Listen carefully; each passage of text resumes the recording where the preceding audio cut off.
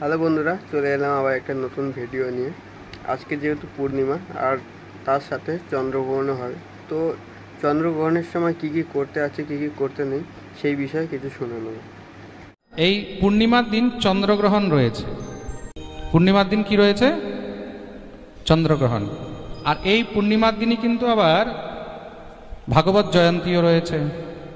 তা চন্দ্রগ্রহণের দিন গ্রহণের বিষয়ে আপনারা জেনে রাখুন। গ্রহণ কটা থেকে কটা আমি বলে দিচ্ছি।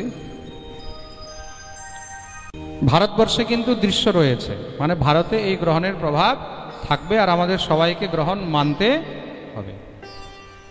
গ্রহণ স্পর্শ হলো রাত্রি 9টা 57 গ্রহণের স্পর্শ রাত্রি 9টা 57 আর গ্রহণের মুক্তি হবে রাত্রিবেলায় 1টা 27 তখন প্রায় সবাই ঘুমিয়ে থাকবেন। আর দিনের বেলায় 12টা 57 মধ্যে সবাই ঠাকুরের সেবা ইত্যাদি সব কমপ্লিট করে নেবেন। 12টা 57 বলা হয়েছে, তার মানে 12:30টার মধ্যে আমাদেরকে ভগবত সেবা ইত্যাদি সমাপন করে ঠাকুরকে শয়ন দিয়ে দেওয়া উচিত। আর 12টার মধ্যে করে দিলে আরও বেশি উত্তম। মনে রাখবেন, দুপুর 12টার মধ্যে ঠাকুর সেবা, ঠাকুরকে ভোগরাগ দেওয়া, এগুলো সব কমপ্লিট করে ঠাকুরকে শয়ন দিয়ে দেবেন। গ্রহণের সময় ভগবত সেবা ইত্যাদি করতে নেই। গ্রহণ তো ছাড়াও সূতক আরম্ভ হয়ে গেলে, আমাদের সূতক আরম্ভ হচ্ছে 12টা 57। তা সূতক আরম্ভ হওয়ার আগেই ভগবানকে শয়ন দিয়ে দেওয়া উচিত। আর গ্রহণের সময় কোনো প্রকারের খাদ্যবস্তু, খাবারের জিনিস রাখতে নেই।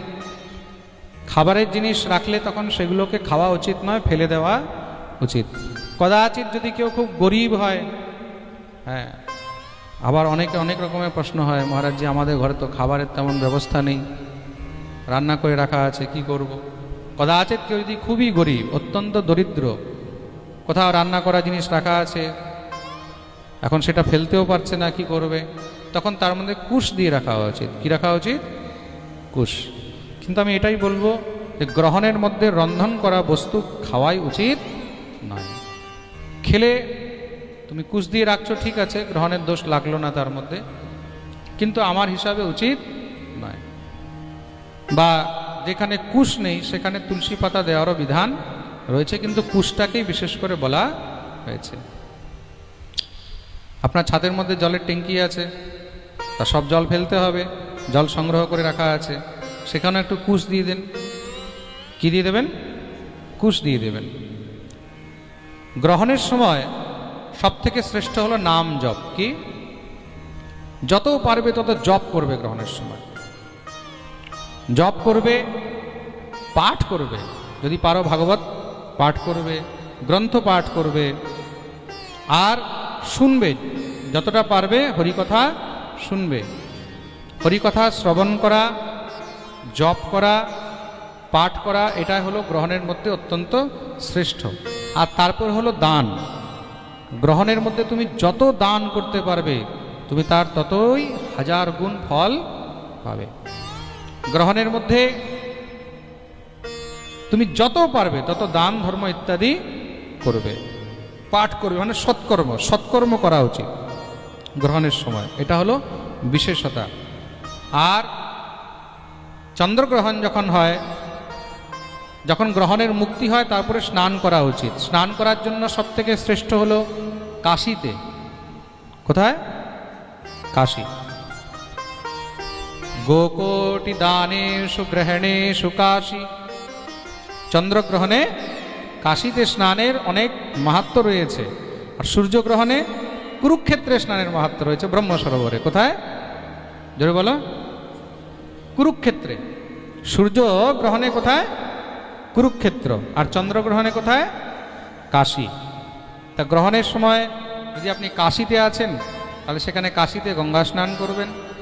আশেপাশে আপনার গঙ্গা থাকলে বা নদী থাকলে সেখানে স্নান করবেন। তা না হলে কোনো সরোবর, পুকুরে স্নান করবেন। তা না হলে ঘরের জলে স্নান করবেন।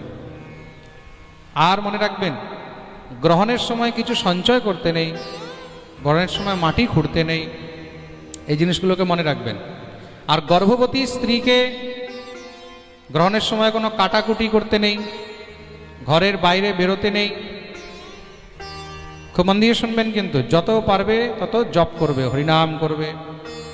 কোনো বস্তু কেটে খেতে নেই, তাহলে কি হয়, যে সন্তান হয় সে সন্তান বিকলাঙ্গ হতে পারে, তার মধ্যে অনেক প্রকারের সমস্যা হতে পারে। তো গর্ভবতী স্ত্রী গ্রহণের সময় গর্ভের মধ্যে সন্তানকে নিয়ে যত পারবে তত জপ করবে। কি করবে?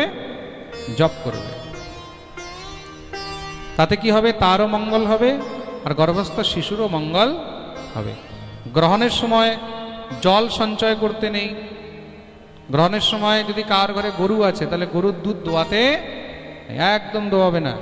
গ্রহণের সময় কখনো সূতক চলছে সে সময় দোয়ালে ঠিক আছে, কিন্তু গ্রহণের সময় কখনো গরুর দুগ্ধ দহন করিতে নেই।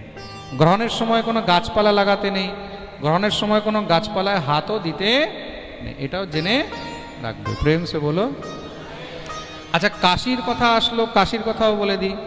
এই গ্রহণ আমাদের কবে পড়ছে? পূর্ণিমার দিন, মানে আমাদের সেপ্টেম্বর মাসের 7 তারিখে। মনে থাকবে তো? সেপ্টেম্বর মাসের 7 তারিখে আমাদের চন্দ্রগ্রহণ পড়ছে। আমি বলে দিলাম, দুপুর 12টার মধ্যে সবাই ভগবত সেবা ইত্যাদি বিশ্রাম করে দেবে। আর রাত্রিবেলায় যখন গ্রহণ লাগছে সেই সময় যতটা পারবে জপ তপ পূজা পাঠ ইত্যাদি এগুলো করো। পূজা পাঠ বলতে দেব পূজা নয়, মানে জপ আর পাঠ। আর আমার চ্যানেলটা ভালো লাগলে লাইক, কমেন্ট, শেয়ার, সাবস্ক্রাইব করে দেবেন আর বন্ধুদেরকেও শেয়ার করে দেবেন।